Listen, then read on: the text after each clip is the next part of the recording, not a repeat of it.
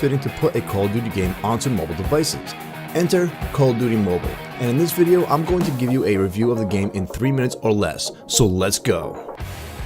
The first thing about COD Mobile is that this game is multiplayer only, so if you are hoping to get a campaign mode of this title, you'll be out of luck. Even though it's multiplayer only, all the features that you know and love are here. All the weapons, gunsmith, operator, warzone, and even the battle pass is here. The one thing about COD Mobile is that there seems to be more of a push towards the purchase of a battle pass. Call of Duty Modern Warfare has this as well, but it seems a little more forced in COD Mobile. Battle pass aside, one of the most important aspects of a Call of Duty game is the gameplay. So how does this stack up against its bigger brother? Quite well actually. The touch controls are quite responsive and intuitive for a mobile game of this genre. You even have 2 different fire modes. You have a traditional fire mode where you need to push a button in order to fire your weapon, but if you find it to be too difficult on a mobile device, you also have a simplified firing mode where all you have to do is hover your crosshairs over the enemy and your weapon will fire. The only problem I really had with the touch controls is when I inadvertently touched the reload and crouch buttons because I moved my thumb too close to those buttons while aiming. It doesn't happen often, but when it does, it's pretty annoying. But if touch controls aren't really a thing, then fear not. You can even use a traditional controller if you wish. Just pair up a Bluetooth controller of your choice and you're off to the races. Well, shooting range. The maps that you play on are maps that you'll be familiar with if you played any other Call of Duty game. Some classic and arguably some of the best maps in Call of Duty are here in all of their glory. The maps that are offered are Summit, Hijacked, Crash, Nuketown, Scrapyard, Crossfire, and Killhouse. All of these maps feel handpicked and play perfectly with a mobile game. I honestly couldn't think of any other map that I would like to see included here, but with all the updates that we get, I wouldn't be surprised if we see other maps added in the future.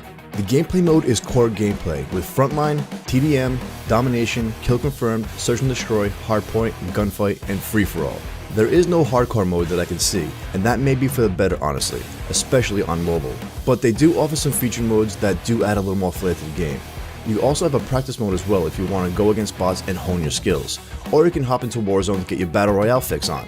COD Mobile offers a pretty wide variety of maps and modes and should appeal to most fans of the Call of Duty franchise. The bottom line is, Call of Duty Mobile is a pretty good adaptation of the core Call of Duty multiplayer right in your pocket. It has most of the features that you would come to expect from the franchise, and with all the updates that happen frequently, there's bound to be something for you in this game if there isn't already. It's fun, entertaining, and the battles can be really quick for some pick up and play action.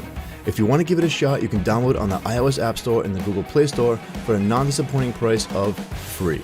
Rethinking Nova for modern mobile devices, Legacy keeps the same expansive console feel while creating short, punchy action for play on the go. If multiplayer is your thing, Legacy has you covered. Test your skills in 6-player deathmatch arenas and climb the leaderboards. Just be careful not to die too much. The third-person deathcam replays look cool, but they are a poor reward for a bad KDR. A crafting system lets you upgrade every one of your guns to suit your playstyle. Then customize them with cool designs and even your country's flag. The offline campaign sends you back to the beginning of Nova. Captain Cal Warden must once again don his mobile armor suit and defend humanity's near-orbital Vanguard alliance from the Xenos. You must fight through redesigned levels packed with action. There are also 2 other single-player modes. Shadow Events is the first of these, offering incredible challenge as you take on alien special forces. Then in Special Ops, plan strategic strikes to battle alien formations. Nova Legacy offers all the classic FPS. Target locked. We got ourselves an aimbot gun, ladies and gentlemen, straight out of West Texas. I've been searching for one of these guns my whole life. One of them aimbot guns, because nobody wants to actually aim in a shooter, right? So basically what you do with the aimbot, you just point it, it locks, and you can't miss. That's right, folks. This is the aimbot gun. That's what I'm calling it. The aimbot gun. Now in Modern Combat 5, you'll see this thing known as the SLS-3. I have the Pro version. And let me tell you guys how this thing works. First of all, it's a new weapon in the new update in the Bounty Hunter class. If you don't already know, you get the Bounty Hunter class by spending 25 bucks. That unlocks a whole new class, and with that class comes new weapons.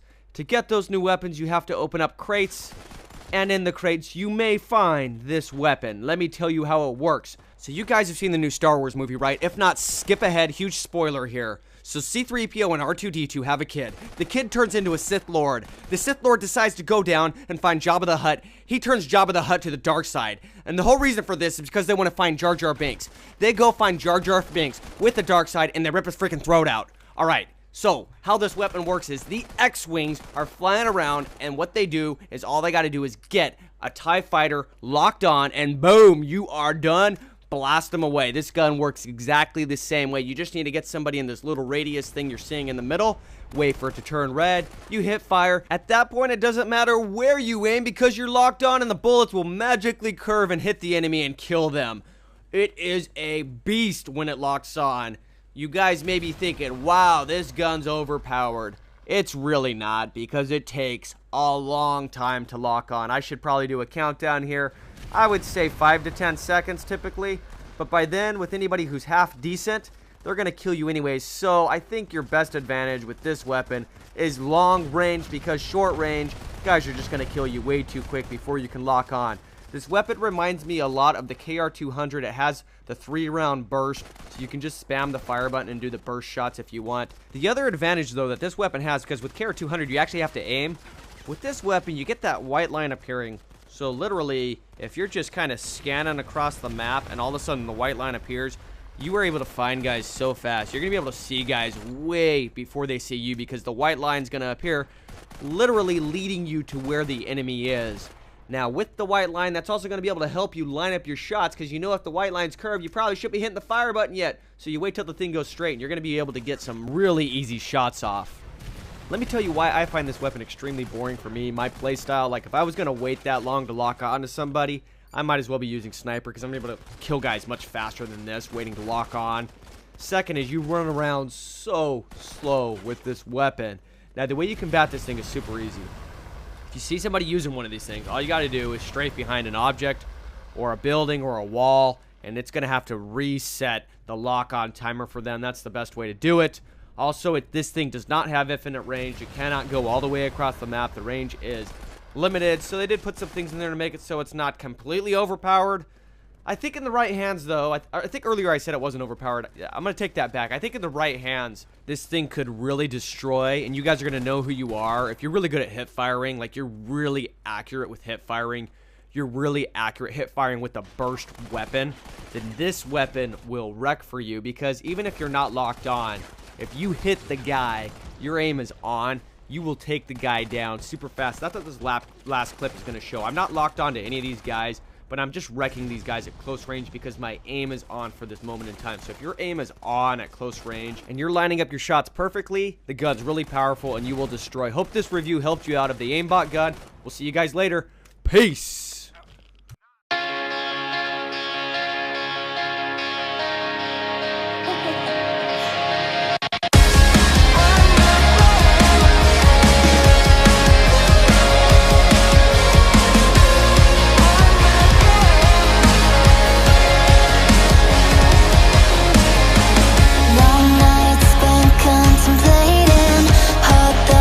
Keep on racing, yes, I'm just confiding myself.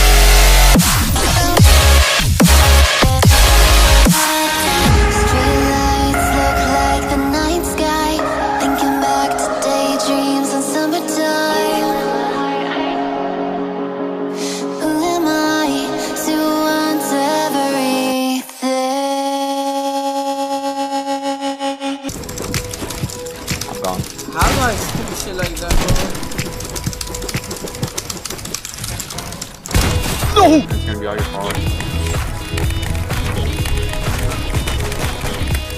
Press that shit good. Press that shit good. Scrubs are all weak as fuck.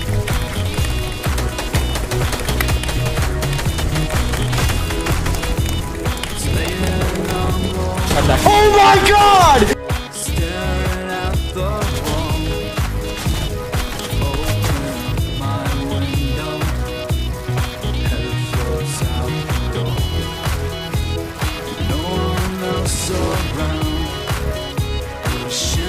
Takes my hand, I lift my head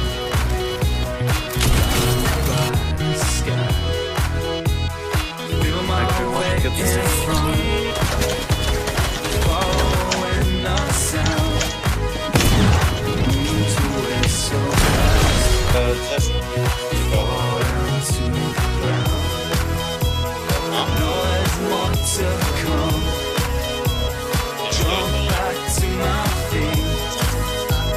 Let's come low real quick.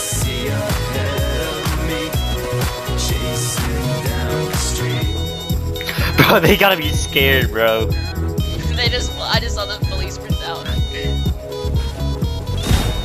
Oh. No!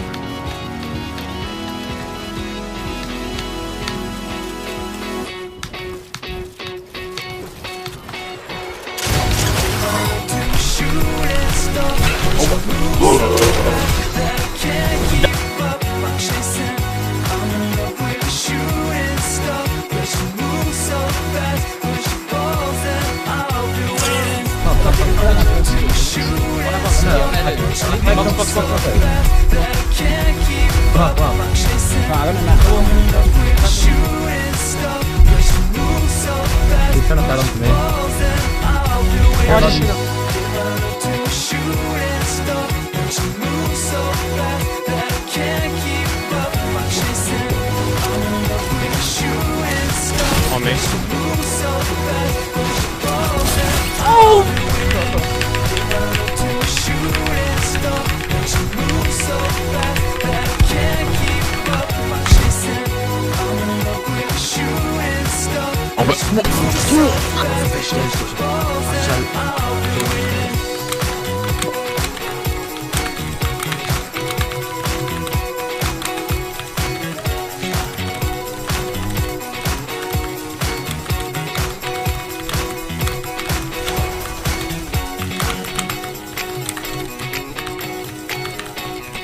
Load up Minecraft. Create a new world. Name it something hilarious and immature because you're playing Minecraft, so you're clearly 9 years old. Wait, no, that's Fortnite. Take your first steps and realize you've spawned on an island in the ocean. You were never a strong swimmer, so you exit the game and create a new world.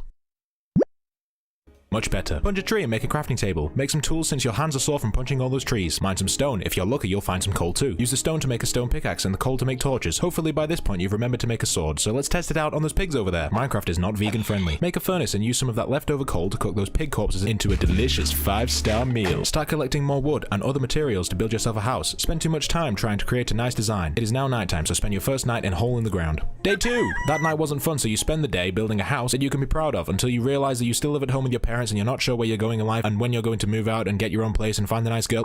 Remember those tools you made yesterday? Now it's time to put them to use. Go down into a cave in search of iron. Iron is a tier above stone and will be helpful for getting those sweet, sweet diamonds. Then get exploded by a creeper. Respawn and run your little legs all the way back to the cave and salvage what stuff you have left. Creepers destroy a certain percentage of items when they explode, and I can guarantee it's all the stuff that was important to you. I hope you enjoy that 64 stack of dirt. Mine some iron and use a furnace to make iron ingots. This can make some pretty tough armor and tools, but you will still get one shot by a creeper. This is called game balance. Venture further deep down into the graceful earth. This is where lava pools can be found. Skeletons commonly camp in these areas to hit you into the lava. If you manage to avoid the camping skeletons and falling into the lava through your own stupidity, you may be lucky enough to spot some gold. Gold is still nice. You'll probably need it to make some gold booties later on anyway. Finally, you might find some diamonds. What every 9-year-old child and middle-aged woman want to possess. Mine those diamonds and get back to the surface. Make yourself a diamond pickaxe and realize you forgot to mine obsidian. Quickly run back down and get some.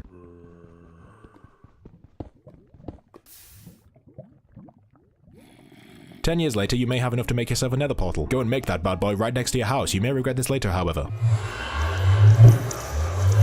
It's finally time to go to the nether. Equip your gold booties, find the nether fortress. This can take 5 hours or 5 minutes. There is no in between. Find a blaze spawn and oh god, fire! If you manage to survive the onslaught of fireballs, then congratulations. You've probably earned yourself some blaze rods. Find some piglins and trade some gold ingots for ender pearls. If you're lucky, you might get 42 ender pearl trades out of the 262 that you do. Bash those blaze rods into blaze powder using your tree punching fists of steel and mash them together with the ender pearls. This will make an eye of ender. Go back to the overworld. Hopefully you were smart enough to remember where your nether portal was, or else this is going to be a long night for you. Once back in the overworld, it is about time to get ready for the final boss. Make an enchanting table out of the remaining obsidian you have. If you don't have any, go mine some more.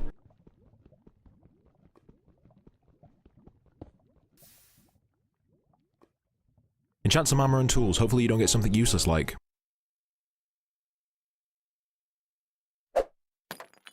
Now that you're fully equipped to fight the final boss, throw down one of those ender eyes. This will show you to the stronghold which contains the portal to the end. Ender eyes have a 1 in 5 chance of breaking when thrown, however, but that's only 20%, so this shouldn't happen on the first time. Not a problem. It may have happened on the first throw, but surely not the second one. Thankfully, you've managed to find your way to the stronghold. I imagine those 2 ender eye losses won't be a major factor when trying to open the port. God damn it. With 2 more ender eyes, you place them in the portal and open the gateway to the end. Jump inside. Oops, you forgot to bring a bucket of water. I'm sure that won't be important though. Destroy the end crystals using your bow. It's probably a good idea to avoid looking at all the endermen in the area. Much like teenagers going through puberty, they're shy and awkward and will probably get angry at you if you look at them. Once you've destroyed all the end crystals, the ender dragon's health will not be able to recover. Equipped with your sword made for killing spiders, stab at the magnificent beast until finally... Wait, no.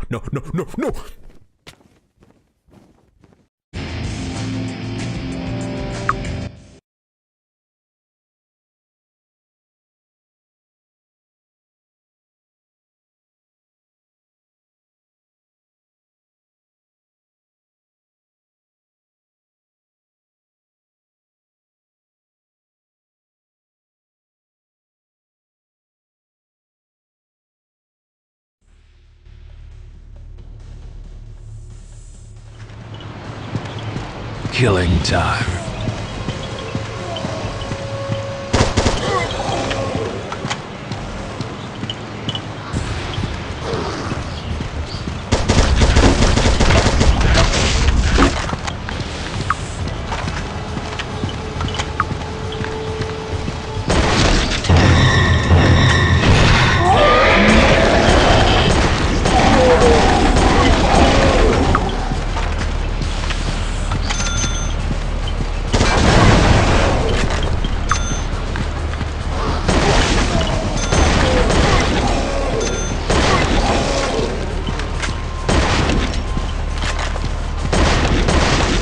Great.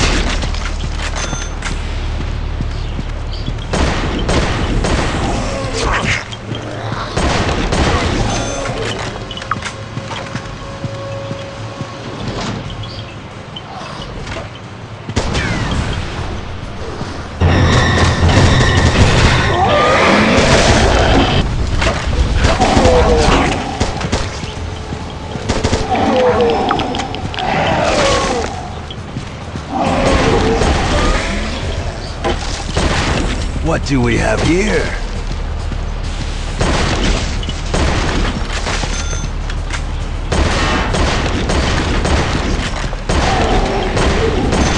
Go to hell!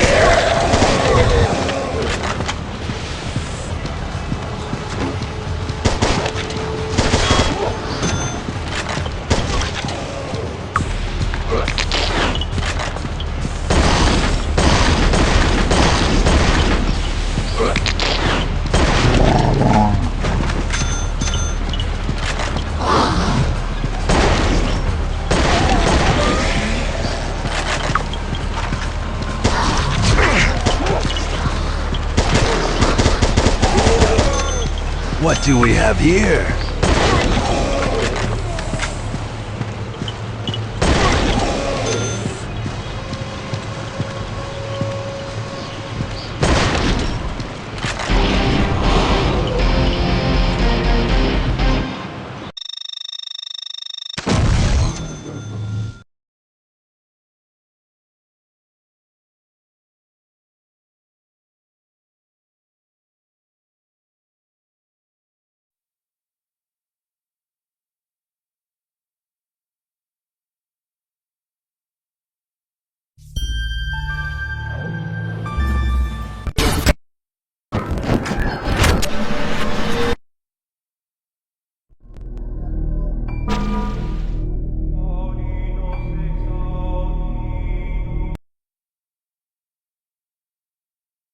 Your company? She might after she learns more about her old friends. Meet me later, outside the gates to Buvavento. Memory log updated.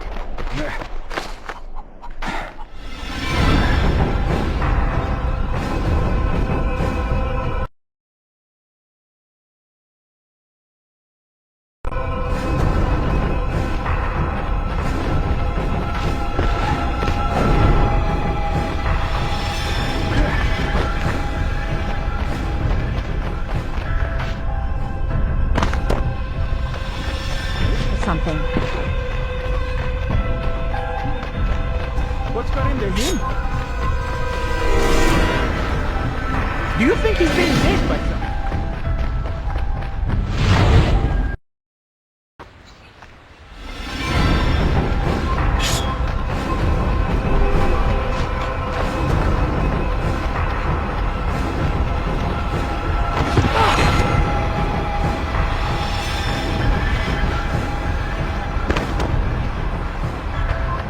He must be late for something.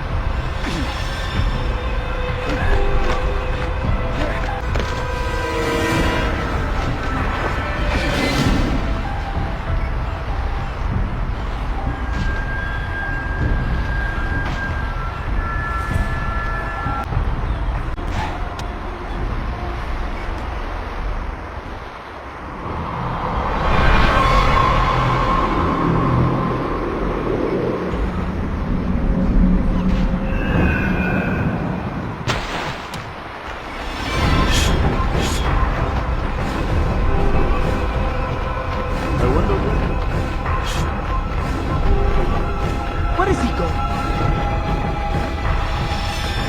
Who did that?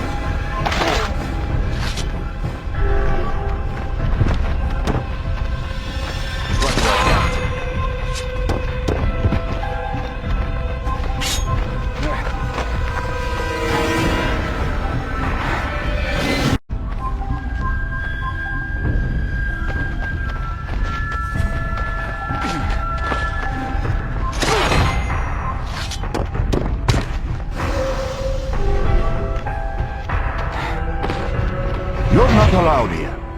Are you threatening me? What's gotten into you? Keep that up and you'll pay dearly. You don't even know how to use that thing.